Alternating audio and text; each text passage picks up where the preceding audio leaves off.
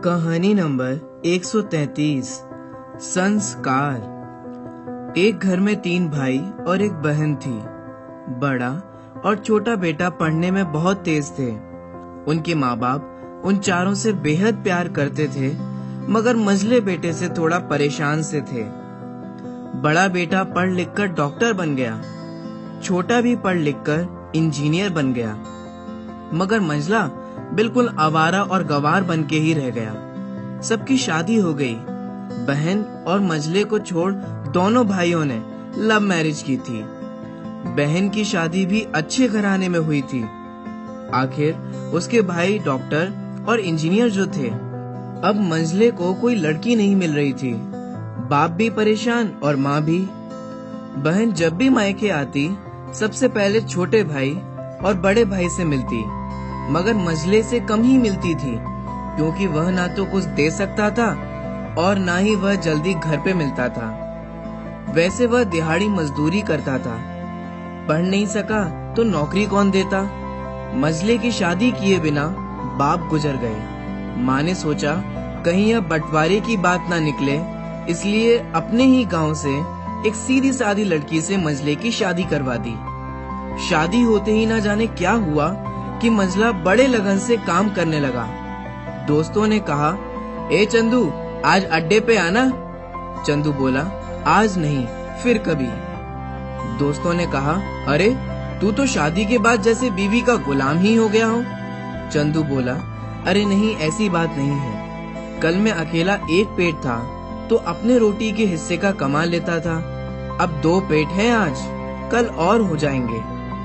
घर वाले मुझे नालायक कहते हैं, इसमें कोई बात नहीं, मगर मेरी पत्नी मुझे कभी नालायक कहे तो मेरी मर्दानगी पर एक भद्दी गाली है, क्योंकि एक पत्नी के लिए उसका पति उसका घमंड, इज्जत और उम्मीद होता है।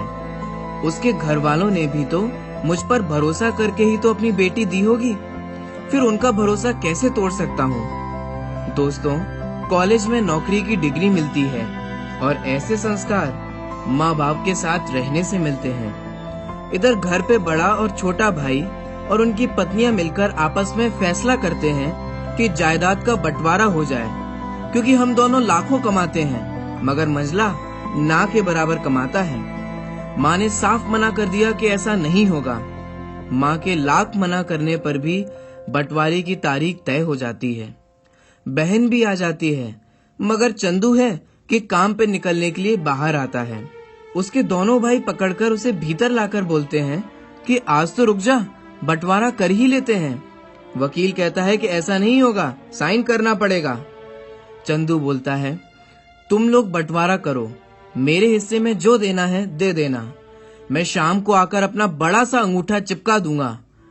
बहन बोलती है, अरे बेवकूफ, तू गंवार का गंवार ही रहेगा। तेरी किस्मत अच्छी है कि तुझे इतने अच्छे भैया मिले हैं। माँ बोलती है, अरे चंदू, आज रुक जा। बंटवारे में कुल 10 बीघा जमीन में दोनों भाई 5-5 रख लेते हैं और चंदू के लिए पुश्तैनी घर छोड़ देते हैं। तभी चंदू जोर से चिल्लाता है, अरे फिर हमारी छुटकी का हिस्सा कौन सा है। दोनों भाई हंस करके बोलते हैं, अरे मूर्ख, बंटवारा भाइयों में होता है और बहनों के हिस्से में सिर्फ उसका मायका ही है। चंदू बोलता है, अच्छा, शायद पढ़ा लिखा ना होना भी मूर्खता ही है। ठीक है, आप दोनों ऐसा करो, मेरे हिस्से की वसीयत मेरी बहन छुटकी के नाम कर दो। दोनों भाई आश्चर्यचकित होकर बोलते हैं, और तू? चंदू माँ की ओर देखकर मुस्कुराकर बोलता है, मेरे हिस्से में माँ है ना। फिर अपनी बीबी की ओर देखकर बोलता है, क्यों चंदुनी जी, क्या मैंने गलत कहा?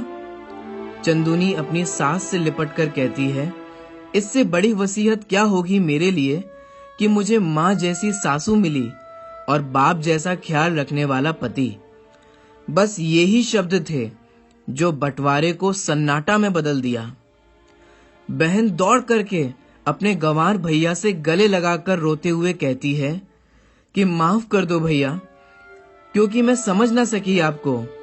इस पर चंदू कहता है, इस घर में तेरा भी उतना ही अधिकार है जितना हम सभी का। बहुओं को जलाने की हिम्मत किसी में नहीं होती, मगर फिर भी जलाई जाती हैं, क्योंकि शादी के बाद हर भाई और हर बाप उसे पराया समझने लगते हैं। मगर मेरे लिए तुम सब बहुत अजीज हो, चाहे पास रहो या दूर। माँ का चुनाव मैंने इसलिए किया ताकि तुम सब हमेशा मुझे याद आओ, क्योंकि ये वही कोख है जहाँ हमने साथ साथ 9-9 महीने गुजारे। माँ के साथ तुम्हारी यादों को भी मैं ही रख रहा हूँ। दोनों भाई दौड़ करके मजले से गले मिलकर रोते रोते कहते हैं कि आज तो तू सचमुच का बाबा लग रहा है। सबकी पलकों पे पानी ही पानी, सब एक साथ फिर से रहने लगते हैं। दोस्तों, एक बार सोचना कि हम क्या से क्या हो गए हैं।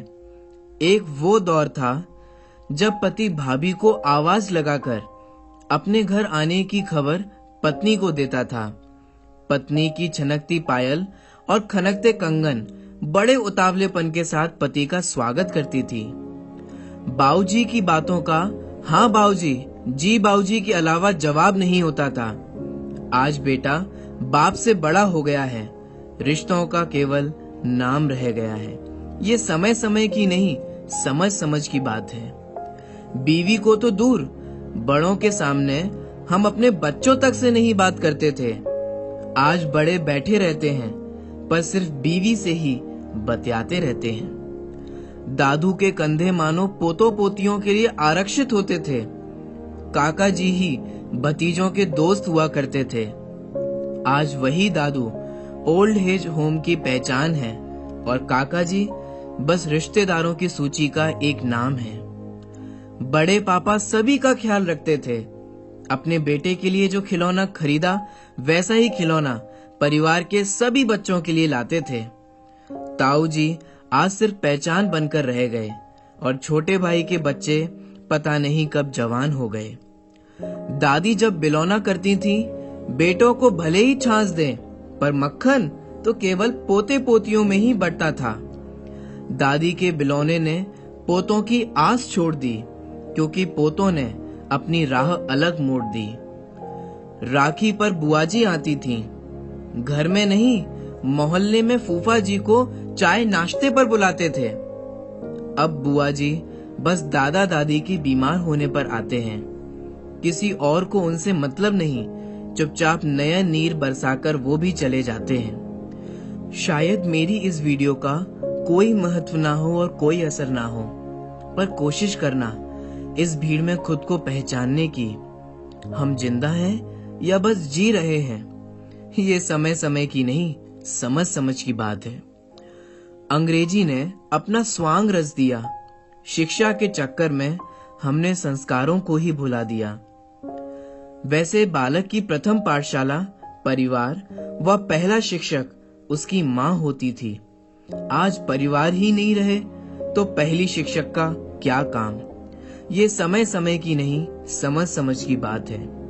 दोस्तों, अगर आपको ये वीडियो अच्छा लगा हो तो इसे लाइक करें, इसे कमेंट करें तथा इसे अपने अन्य दोस्तों के साथ शेयर अवश्य करें। आपने ये वीडियो अंत तक देखा और अपना बहुमूल्य समय इस वीडियो को देखने में लगाया, अतः हृदय से